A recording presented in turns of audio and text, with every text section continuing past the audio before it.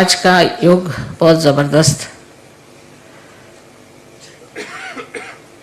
और इस विशेष योग के दिन जिसे कि अंगारकी कहते हैं, अंगार की चतुर्थी कृष्ण पक्ष की चतुर्थी है।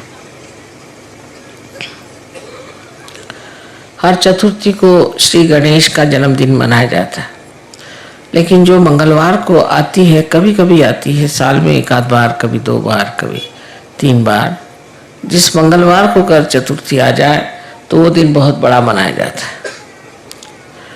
और आज वही योग है कि हम लोग मंगलवार के रोज़ गणपतिपुणे में बैठे हुए हैं, जबकि यहाँ ये बड़ा भारी योग अंगारकी का माना जाता है।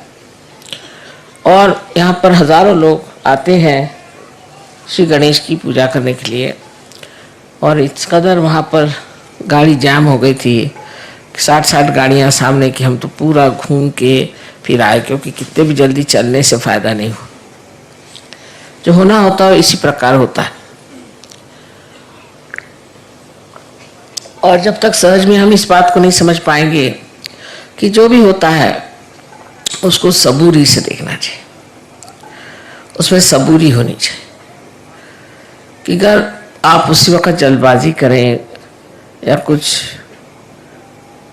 घबराहट आ जाए तो कार्य नहीं हो सकता। सबूरी करें, और सबूरी करने से बराबर सूझ जाता है कि क्या करना चाहिए, कैसे करना चाहिए। सो जल्दबाजी जो है ये असहज चीज़ है। सहज में आप में सबूरी होनी चाहिए। इसके बारे में साईनाथ ने बहुत कहा है कि सबूरी में रहो, साई मिलत सबूरी में। और सबूरी शब्द जो है कुछ अपभ्रंश है मेरे ख्याल से, लेकिन इसका अर्थ होता है कि कोई भी बात हो रही है तो उसमें तितिक्षा माने ठहर जाना, देखना। और इस तितिक्षा में जब आप आ जाते हैं तो ये परम चैतन्य कार्य कर देता है और आपको बिल्कुल सही बात पता चल जाती है, कैसे चलना चाहिए, क्या करना चाहिए, कौन से रास्ते का अवलंबन करना चाहिए। पर आप अगर जल्दबाजी में आ जाएंगे तो आप विचारों के चक्कर में फंस जाएंगे और इधर से उधर दौड़ते हुए आपको वो चीज़ नहीं मिलेगी। और आज और ऐसा भी एक बड़ा भारी योग है कि आज जीसस क्राइस्ट का भी जन्मदिन है। हमने बहुत बार बताया है कि जीसस क्राइस्ट जो है वो श्री गणेश का ही अवतरण है, और इसका आपके पास में प्रमाण भी है सहयोग। सो आज उनका जन्मदिन होना, आज इनका भी जन्मदिन होना, मंगलवार का दिन होना और इतना बड़ा समारंभ होना और सब दूर आतिशबाजी होना, ये बहुत बड़ी योग की बात है जो हम इस महागणपति के स्थान पे आकर के उस महाविष्णु की पूजा कर रहे हैं। अब समझने की बात यह है कि श्री गणेश की जो विशेषताएं हैं उनकी कौन सी विशेषता है आज के दिन जो प्रकटित होती है। ऐसे इससे पहले मैंने बताया था कि विनय, या जिसको कहते हैं हम ह्यूमिलिटी, नम्रता, वो उनका विशेष गुण है। और दूसरा है उनका विजडम, इसके लिए मुझे शब्द नहीं मिल रहे थे मराठी में। इसको उन्होंने बताया कि विजडम का मतलब है सुबुद्धि। चलिए ठीक है, सुबुद्धि। बहरहाल ये सब चीज़ों का दान गणेश तत्व से होता है, लेकिन उनमें एक और विशेष है कि वो बहुत ठंडे दिमाग आदमी है, बहुत ठंडे दिमाग आदमी है। उनकी चाल बहुत ठंडी है। जैसे कि हाथी है, हाथी में आप देखते हैं कि बहुत धीमी चाल है, पर उसकी चाल ऐसी सुंदर होती है कि किसी भी स्त्री जो अच्छे से चलती है उसको कहते हैं गजगामिनी, माने वो हाथी के जैसे चलती है। धीरे धीरे पाँव उठाना, कहाँ पाँव रखना वो सोचना, कहीं कोई पैर के नीचे चींटी ना आ जाए, कोई जानवर नहीं आना, इसका ख्याल करते हुए वो चलते हैं। और सामने अपने सूंड से फूंकते चलते हैं कि सामने कोई और ऐसी चीज़ हमारे सामने नहीं आ जाए कि जिससे हमारे हाथ से वो नष्ट हो जाए। दूसरे वो सिर्फ घास खाते हैं, और घास खा कर के भी इतने बलिष्ठ होते हैं कि जो बड़े बड़े काम होते हैं जिसमें कि बहुत वजन उठाना पड़ता है, वहाँ पर सिर्फ हाथी का ही उपयोग होता है। तो इस हाथी की जो विशेषता है वो ये भी है कि ये बहुत धीमी तबीयत का आदमी है, किसी मामले में जल्दबाजी नहीं करता। और दूसरी इनकी जो और विशेषता है वो ये है कि ये इनकी जो स्मरण शक्ति है, मेमोरी है, बहुत स्ट्रांग है, बहुत स्ट्रांग स्मरण शक्ति। किसी अगर बच्चे को बचपन में भी देख लेगा तो कितना भी बड़ा हो जाएगा उसको पहचान लेगा।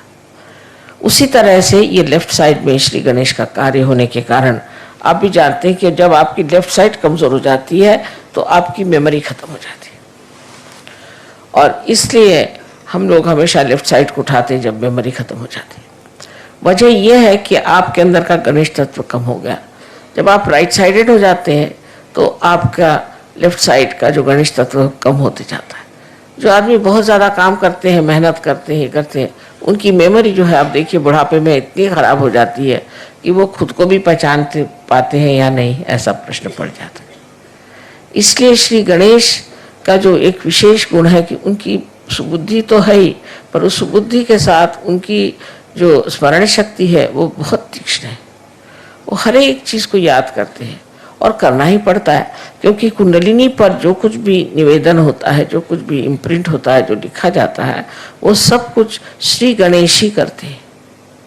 उनके हाथ में एक कलम होती है, उस कलम से वो लिखते हैं। वो कलम भी उन्हीं का एक टूटा हुआ दांत, उससे वो लिख देते हैं कि आप क्या हैं, आपने क्या तकलीफ़ें उठाई, आप क्या परेशानी उठाई, आपकी खोज में आप कहाँ कहाँ गए, क्या क्या गलतियाँ की, वो सब उसके अंदर वो लिख देते हैं। तो जब वो कुंडलिनी उठने लग जाती है तो जैसे टेप रिकॉर्डर में कोई खराबी हो जाए तो कैसे खड़खड़ाने लगता है, ऐसे ही कुंडलिनी की खड़खड़ाहट आप देखते हैं जब आपके चक्रों पे वो गुजरती है, और इसीलिए आपको पता हो जाता है कि इनके चक्र खराब है, उनके चक्र खराब है। इस कदर ये बिल्कुल शास्त्रीय साइंटिफिक चीज़ है। तो गणेश तत्व के एक ही गुण नहीं है कि अबोधिता रहे और मनुष्य बहुत निष्पाप रहे, इसी से नहीं होता, पर उसका अनेक गुण है। उसमें से एक गुण ये भी है कि आपके अंदर विजडम होना चाहिए, सुबुद्धि होनी चाहिए, ये जानना चाहिए अच्छा क्या है और बुरा क्या है। अब जो आज की अंगारी का जो है, अंगार की जो आज की विशेष चतुर्थी मानी जाती है, ये क्या चीज़ है? इसमें ऐसा है कि श्री गणेश स्वयं जो है वो अंगार को ठंडा करते हैं। कुंडलिनी भी देखिए तो एक ज्वाला ही है, जैसे कि कुंडलिनी जो है उसकी प्रक्रिया ज्वाला की भांति है, क्योंकि ऐसे तो सब चीज़ पृथ्वी के तरफ जाती है। आप जानते हैं कि गुरुत्वाकर्षण से, ग्रेविटी से सारी चीज़ें पृथ्वी की तरफ जाती है, और सिर्फ ये जो ज्वाला है यही ऊपर जाती है। कोई सी भी आग ऊपर की तरफ जाती है और बाकी सब चीज़ें पृथ्वी की तरफ दौड़ती है। ऊर्ध्व गति सिर्फ एक इस चीज़ को मिलती है कि जो अग्नि है, और इसलिए ये जो है ये आपकी अग्नि को शांत कर सकते हैं। ये दो तरह से अग्नि को शांत करते हैं। एक तो ये कुंडलिनी को शांत कर देते हैं, कुंडलिनी को ये बता देते हैं कि इस आदमी में ये दोष है, ये तकलीफ़ें हैं, कोई हर्ष नहीं, तो भी आप इनको पार कराइए, क्योंकि कुंडलिनी का बालक श्री गणेश और जो आप में बालक है वो श्री गणेश है। तो वो उसी आत्मीयता से उस कुंडलिनी को समझा देता है कि तुम तो माँ हो और मैं चाह रहा हूँ कि मैं इनमें जागरूक हो जाऊँ, तो तुम मेरी मदद करो। और वो इस तरह से शांत हो जाती है सोच करके कि मेरा बालक ही ये चीज़ को मांग रहा है, तो वो अपनी जो भी उनके अंदर गर्मी हो, कुछ हो, उसमें एक तरह से शांति आ जाती है। जैसे कि आपने सुना होगा कि एक बार देवी बहुत नाराज़ हो गई और देखा कि संसार में बहुत कुछ लोग बहुत गलत काम कर रहे हैं, और उसे इतनी तकलीफ हुई, इतना संताप हुआ कि ये सारी सृष्टि जो मैंने बनाई इसको ही मैं नष्ट कर देती हूँ। तो उन्होंने ये सोच करके और सब दूर संहार की स्थिति बना ली और बहुत नाराज हो गई। और जब उनका नृत्य शुरू हो गया तब श्री महादेव ने ये सोचा कि देवी तो इतनी नाराज है, क्रुद्ध हो गई, अब सब संसार नष्ट ही हो जाएगा, तो इसका इलाज क्या है। तो उन्होंने उन्हीं का बच्चा जो कि कार्तिकेय था उसको देवी के पैर के नीचे डाल दिया। उस पर पैर रखते ही उनकी इतनी बड़ी जीभ निकल आई कि मैं क्या करूं।